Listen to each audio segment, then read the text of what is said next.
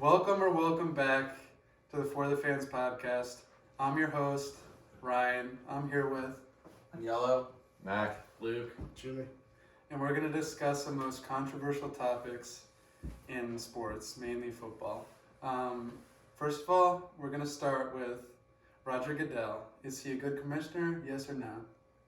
I don't think so. I think he's actually a terrible commissioner. I think the NFL is probably the worst run national sports league besides the MLB. What he's doing with the COVID guidelines, he's a joke. Like, he's making players like take testing even if they're vaccinated. Like, okay, what's the purpose of getting vaccinated? And he's making teams play when they're really outmanned, and it's worse for ratings. And you're just like, why don't you just postpone the game entirely or just delay the schedule? Like other associations are doing that, and he's not. Mac, your thoughts? I mean, I agree. I kind of like what the NBA is doing a little bit better than the NFL, but it's just not. It's not looking too good for him. I want him out. Right. Yeah, I just think they have to do more of what like the NHL's doing, when like they're completely shutting down games and just like for long periods of time when like teams can't put together enough players.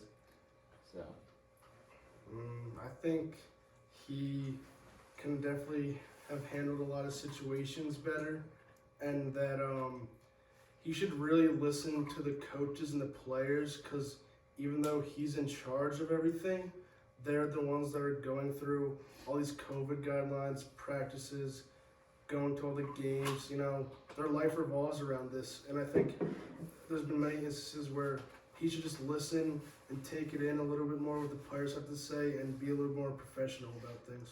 Yeah, I mean, I think he gets booed for a reason. I don't think that's just like, something that just happens every year. I think he deserves it because a lot of stuff has happened through his tenure that he could have had better judgment on. So that moves us on to the next topic, taunting. You think they're going a little soft on that rule, or you think that the rule is perfect the way it is? I think they're a little soft, but like, whatever. I feel like if you keep the taunting rule, you got to call it fair for everyone. There's definitely times where some people get called for taunting for just looking at a player, while other times they'll like literally curse, like that Tom Brady clip where he's going to the same sideline. Like, you got to call it fair for everyone, because it's not like it's one-sided in some cases, and it really does change the way a game impacts. It's 15 yards and a first down. Yeah, I agree. I think I think that they're calling a little too much of the taunting. I think people should just kind of learn to deal with it. Obviously, they can't control emotions as much as they want to. Like in the heat of the moment in the game, there's just you can't control the emotions that well. Yeah, I mean, taunting, this rule change, I think it's just completely meaningless. It should have never happened in the first place because, like, there wasn't really a problem with it in the first place.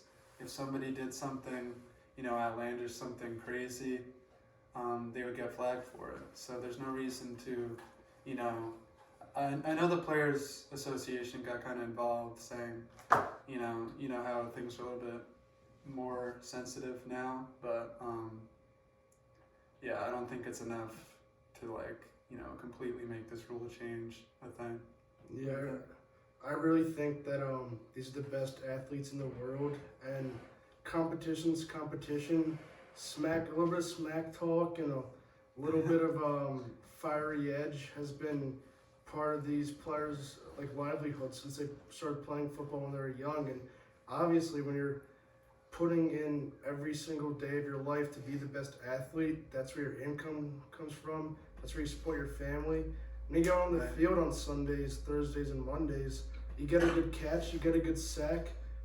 You've been waiting for that all week. You've been working for this your whole life. You gotta show some emotion. And like Max said, I don't think the NFL should be so controlling over natural feelings that come up during competition, and that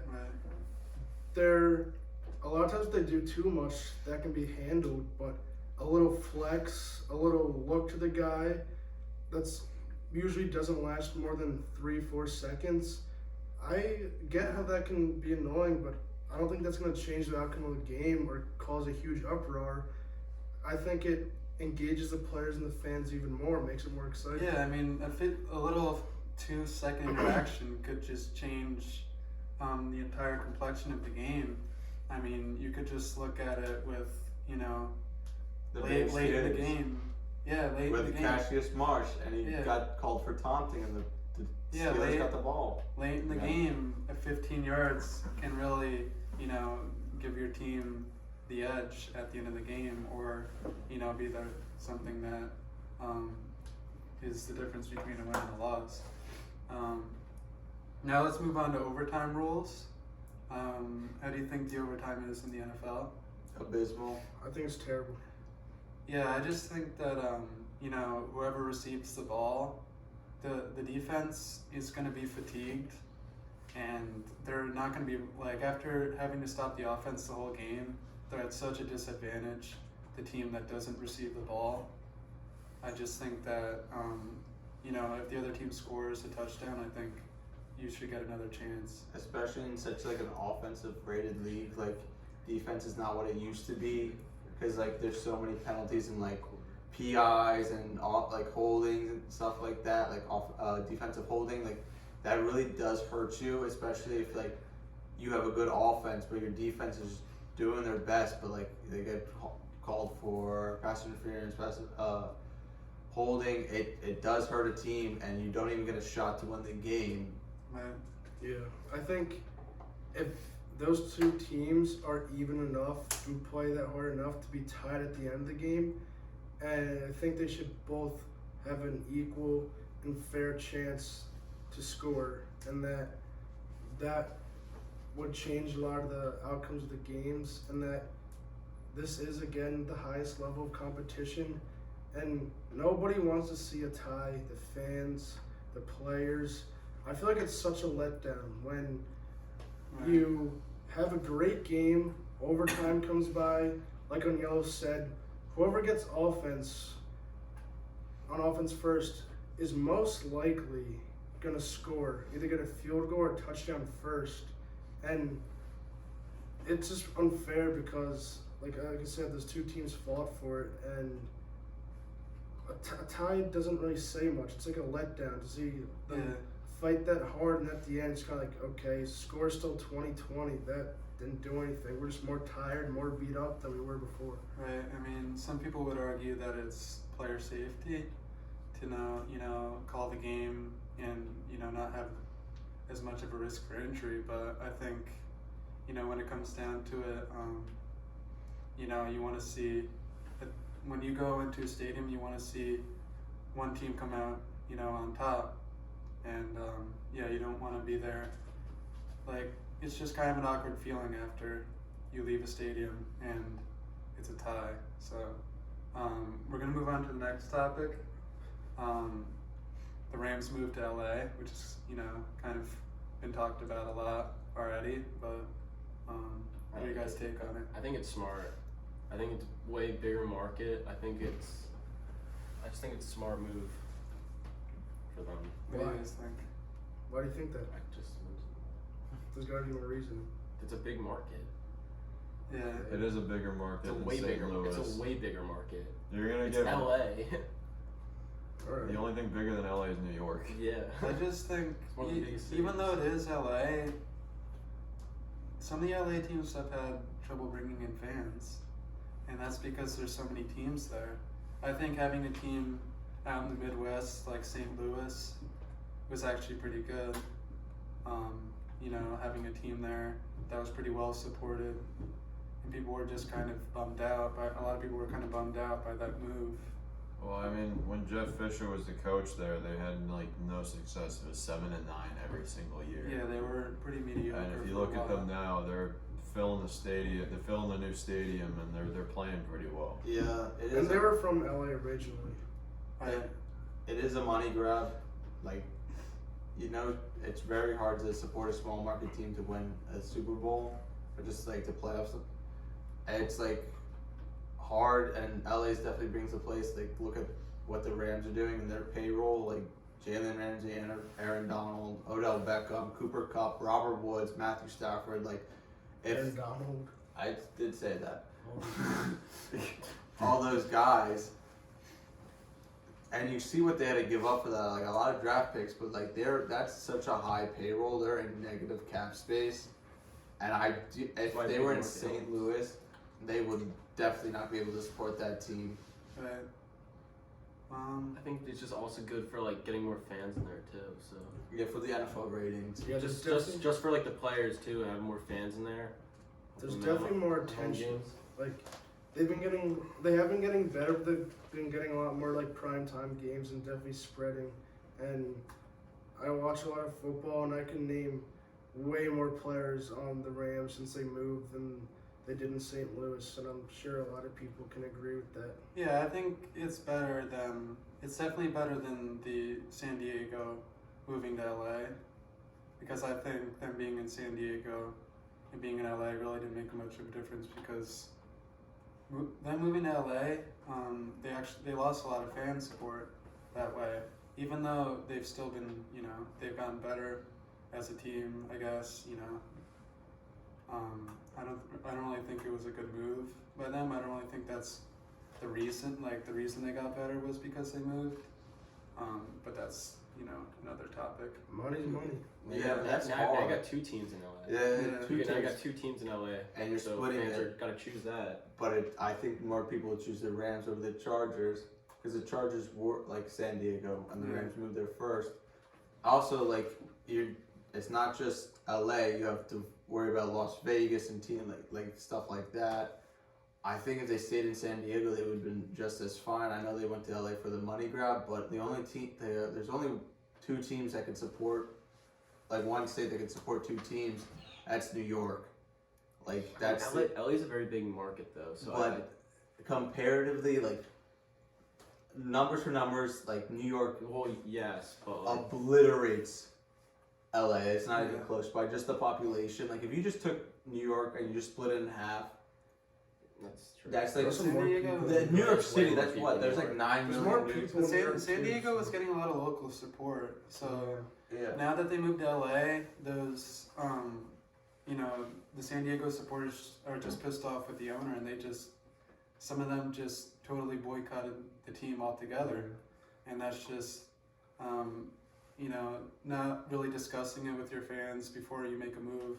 Kind of just an abrupt move kind of just made them upset. So When the Chargers were in San Diego, they had a few good years, but they had problems selling out the stadium, even when they were competitive. And I don't know any Chargers fans. I know St. Louis Rams fans before they moved, and I think the Rams just had the pieces together and already had like a flourishing team with more of a future, so they just went for it.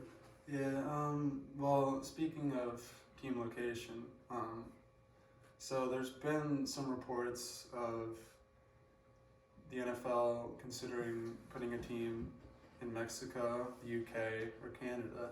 What do you guys think about that? Would you want to see a team in any of those cities? I mean, any of those countries? Or I would honestly like to see Canada, maybe like Toronto. I think that'd be really cool.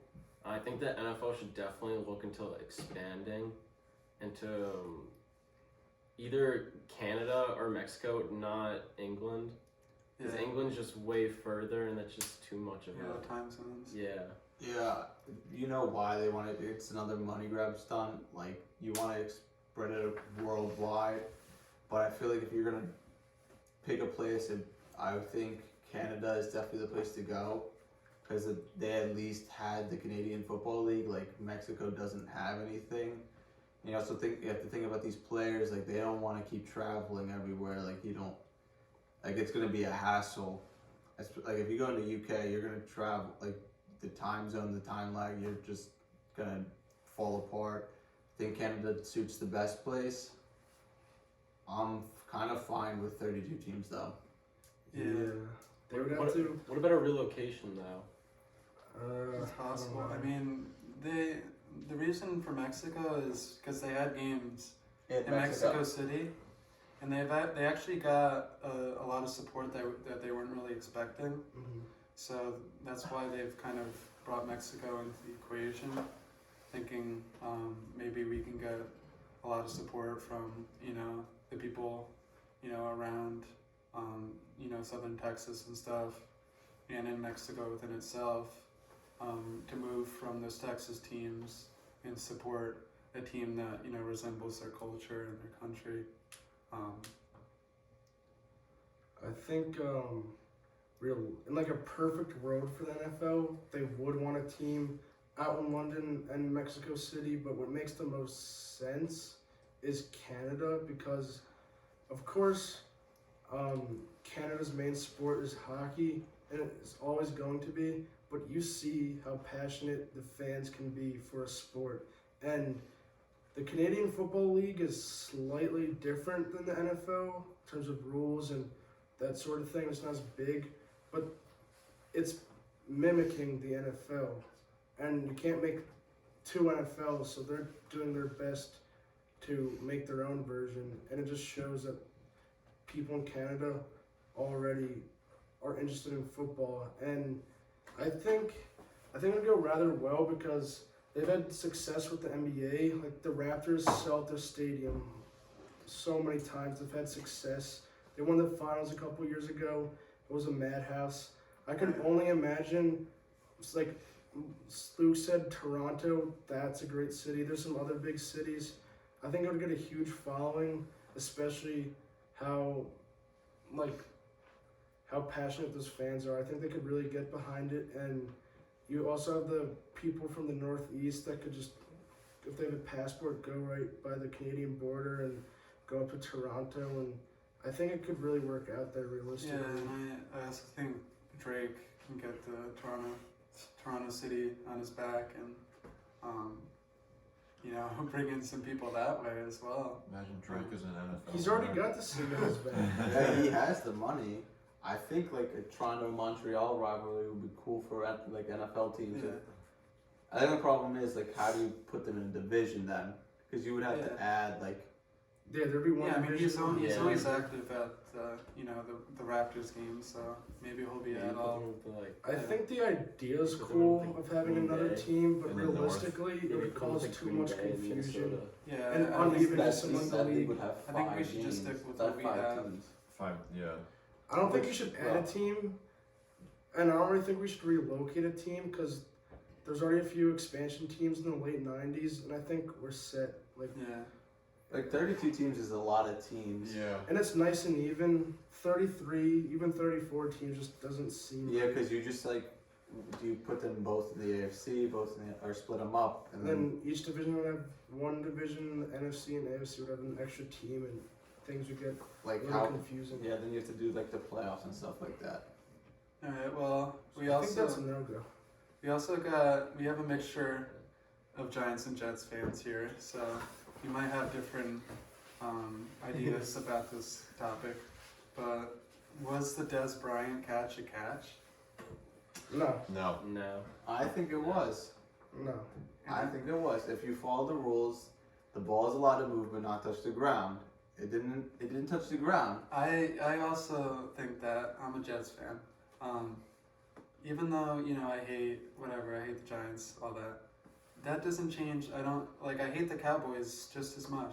So it doesn't matter.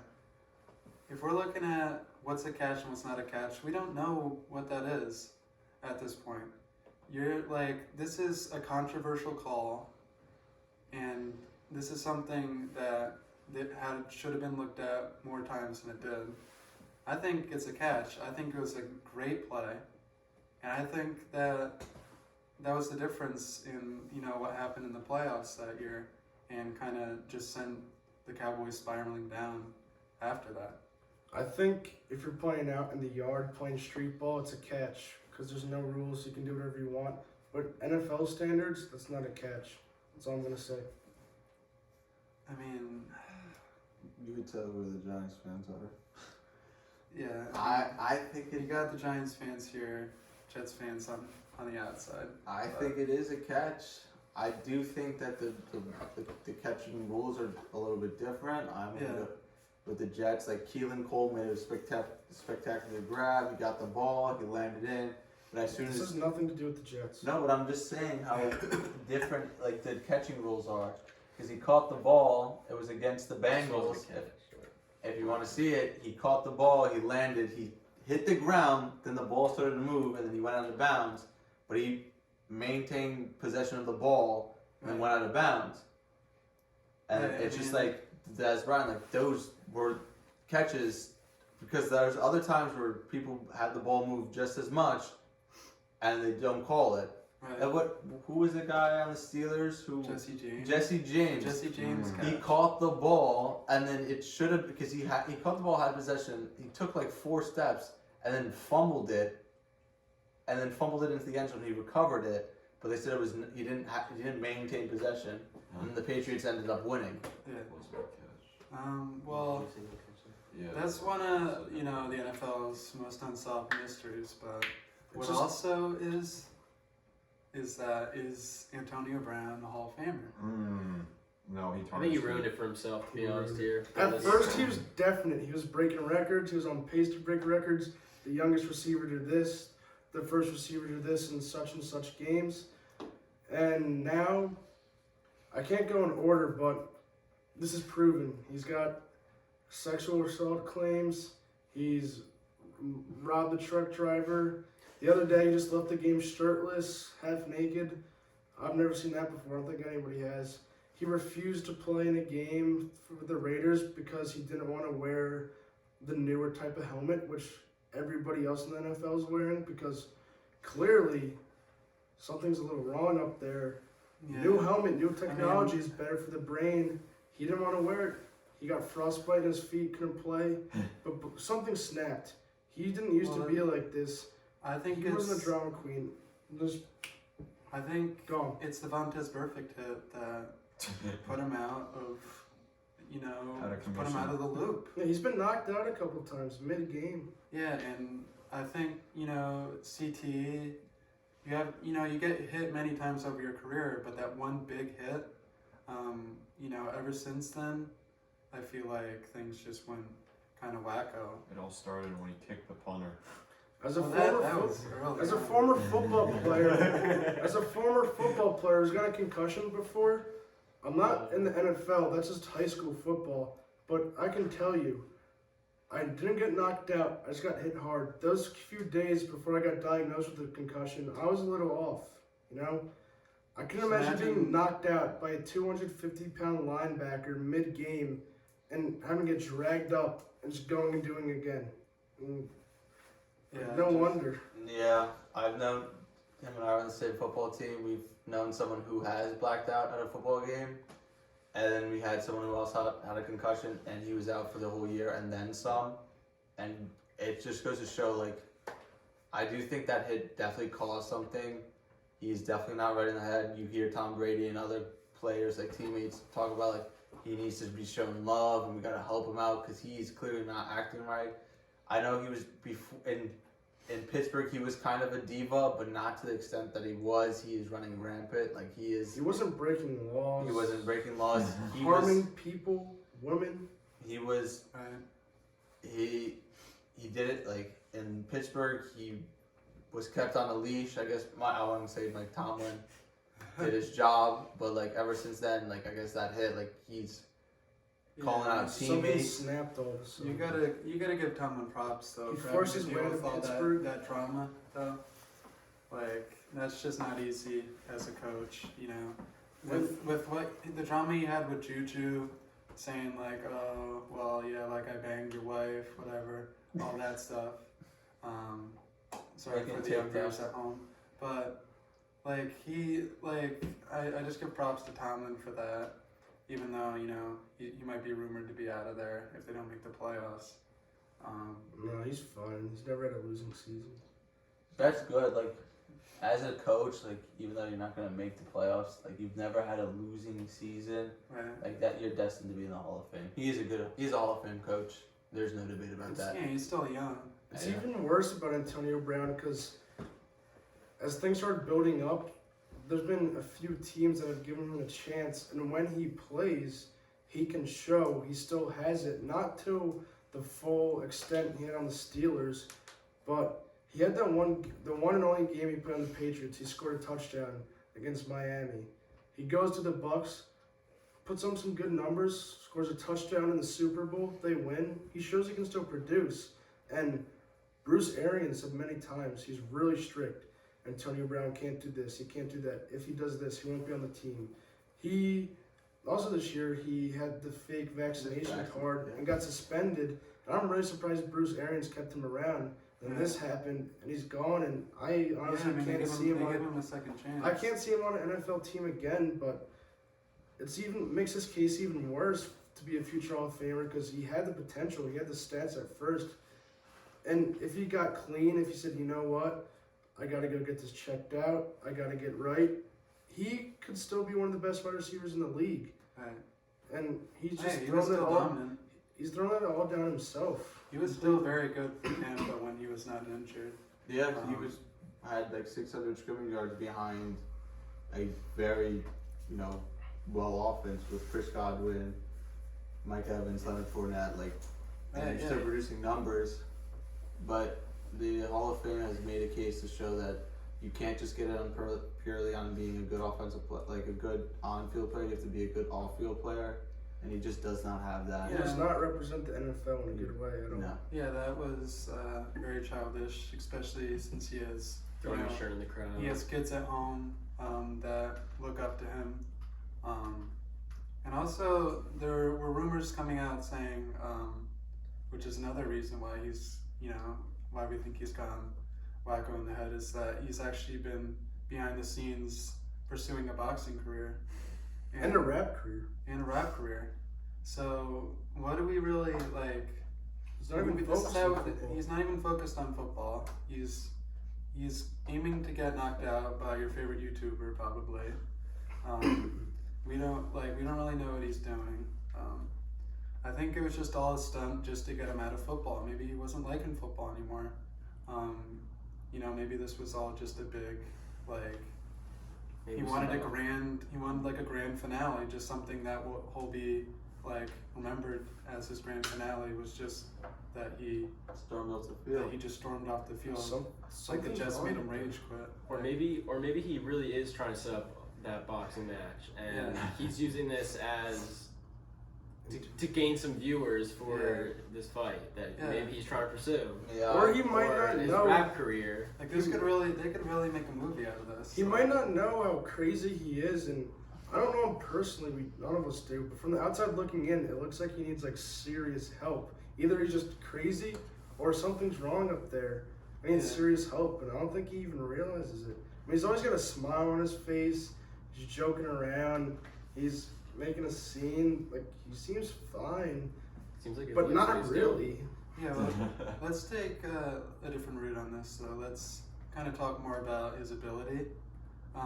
We're gonna put up the debate that who's better between prime Antonio Brown or prime Julio Jones. What do you guys think? Julio all day. I'm kind of in the middle on this. I think that some of the performances and stats, since he was able to stay healthy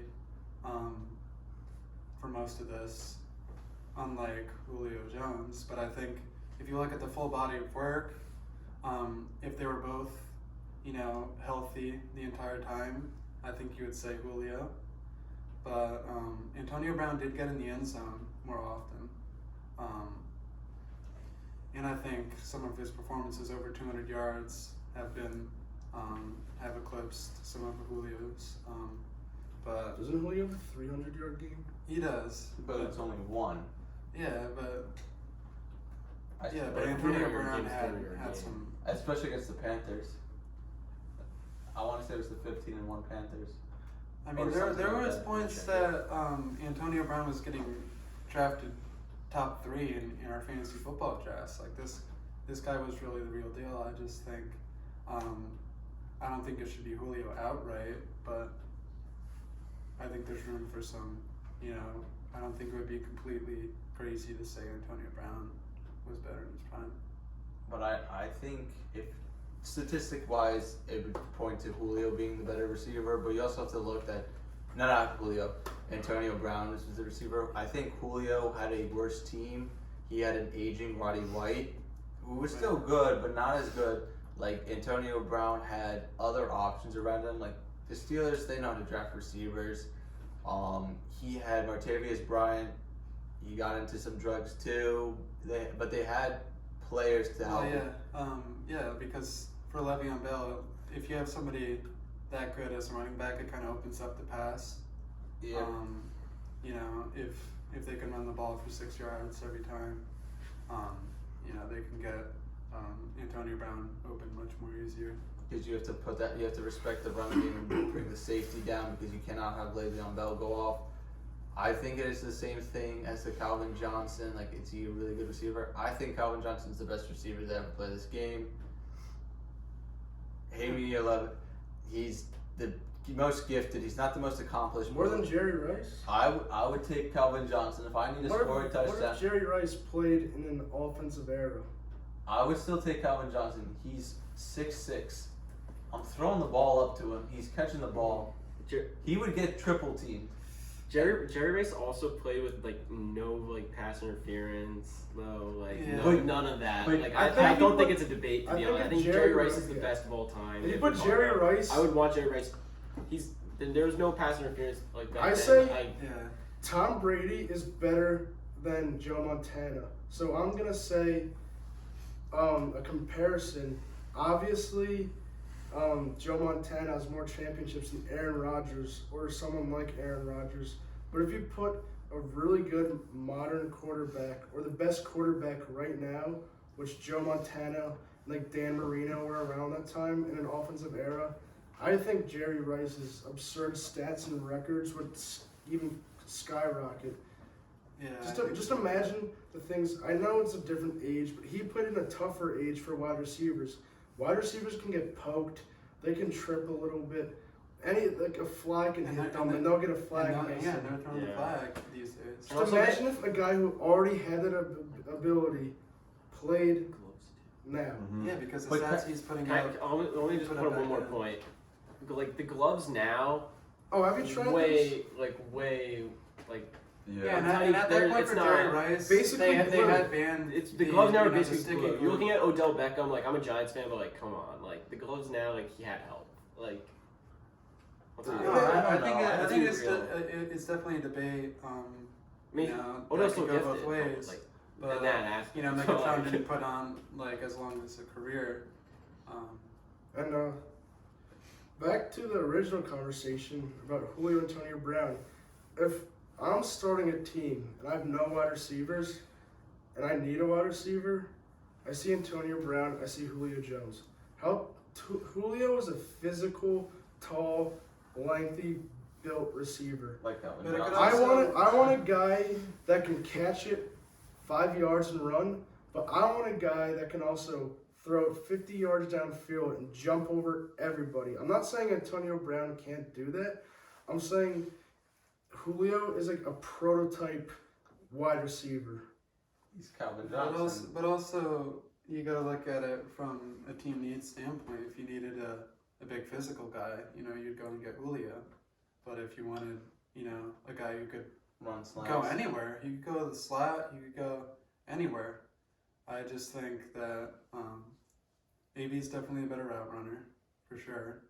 I think that in jump ball situations, Julio is 100 times better. He's better in the red zone, Julio.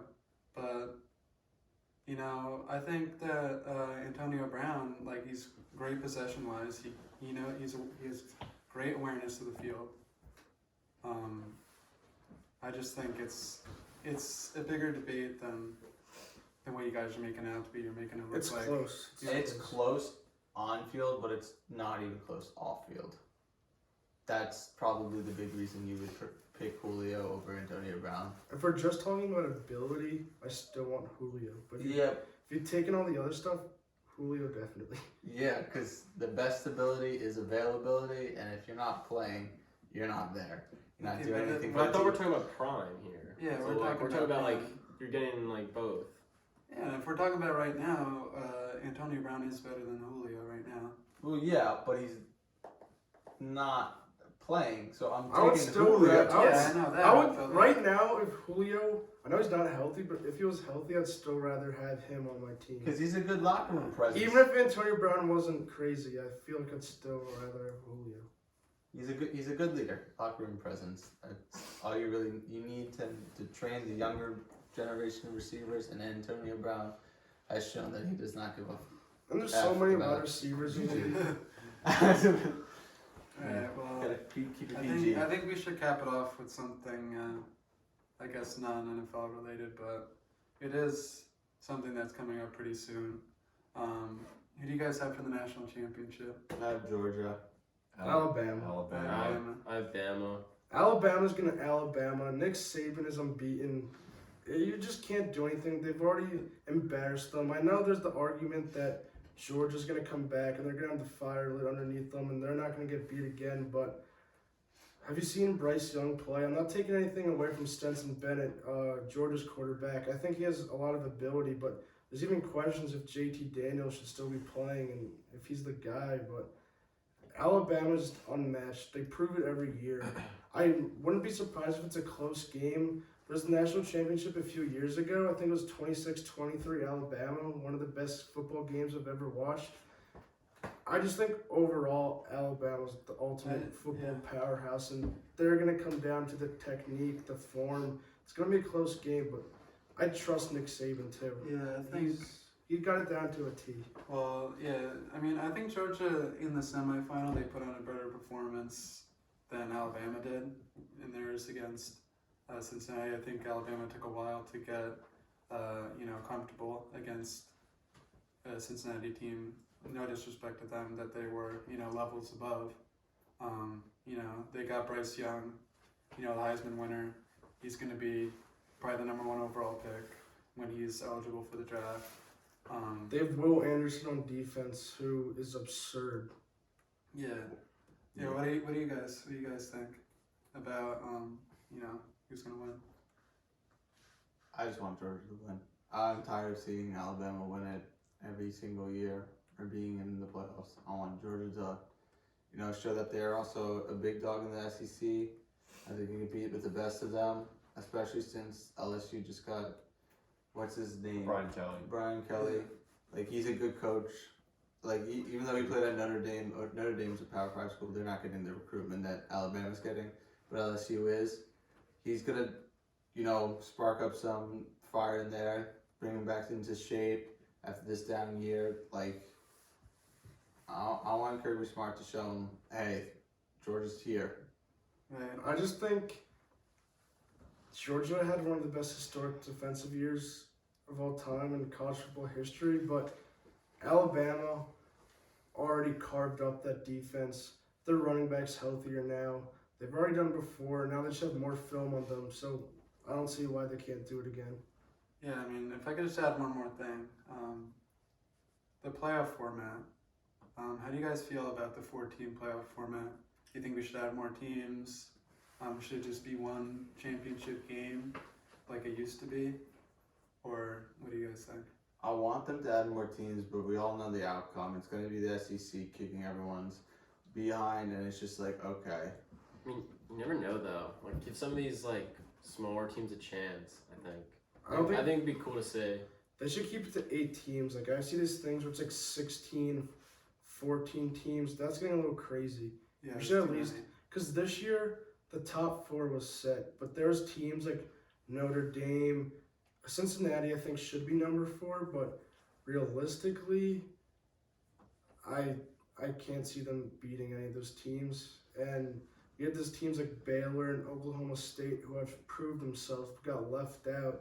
But I really think could put up a good fight at least for a few quarters. And like Luke said, you never know. I don't know. You want to see some underdog team maybe come out, beat Bama, beat Georgia. That would create more pretty money cool. too. I Everyone's think got it would. money.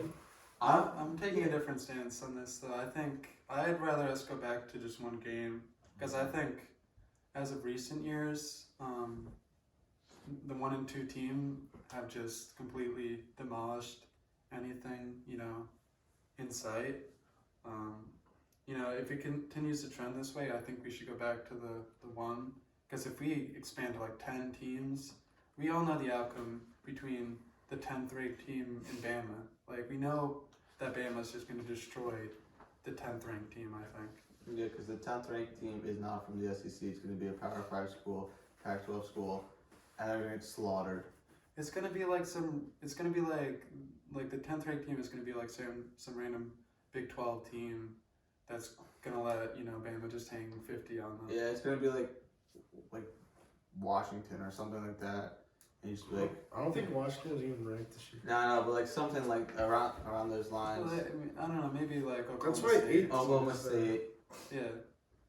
Well, maybe Mississippi State. You're just like, I get Ryan's point. yeah, you Yeah, would like to honestly see think more you never teams. know, though. Yeah, I think it would be more fun to see a few more teams battle and I don't see think you should do what they more. could do. I don't think you should do more than 6. I really don't think you should do. I would like 8. I would like 4 more. I would add 4 more. I would like 4 more. I think anything more than 8 would be too much as of right now. I think you'd be reaching I for think- something. I think- Yeah, I think it would be too much because like what Ryan was saying, like that would be just be with like Bama probably gonna blow everyone out, like realistically. Yeah, I mean, It would just be too many games. but this is going to probably. send the college playoff, though, to possibly interfering with, the NFL playoffs. Like, because of, scheduling and stuff. If you were just to add more games on to the year. They can I always think- make adjustments. Yeah, they can- And also with players not even wanting to play in bowl games, So there's stuff. in the first place And to prepare for the draft. We don't really know. That is a good point. That's another debate. That is another very good point. But yeah, You bring we'll- up. Especially we'll like save the that debate quarterback, for the high another day. prospects. Yeah, 'cause you don't want to get injured in the games. And Yeah, but like imagine if Alabama, like if we added 12 teams, it'd be Alabama versus BYU, like. Yeah, and then BYU, like, And BYU maybe comes up with an upset, and everyone's But- freaking out. The whole nation's freaking out. And But- then what? That's like a 1% odd, but the other 99%. yeah, Well, if I'm everyone likes to see an underdog. Yeah, That's if all I'm Yes, saying. everyone likes to see that. until but they then get blown out 53 to 9. What I'm saying is in you a never bowl know. game, and then you're just like, I didn't need to see this.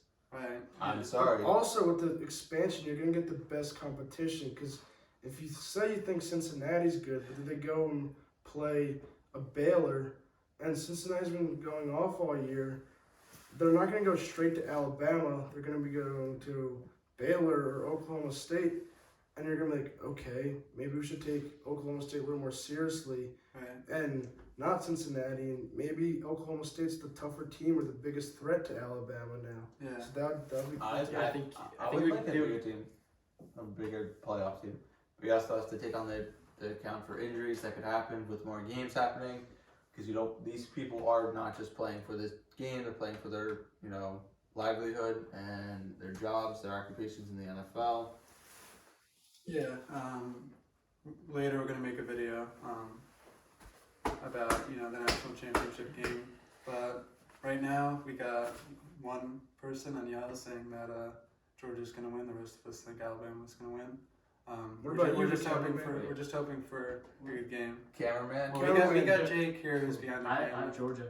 let's Georgia? go. He is Georgia too, so it's 4-2 odds. So, we're just hoping for a good game. I don't really Yeah, I care rather that have a much good either game. way.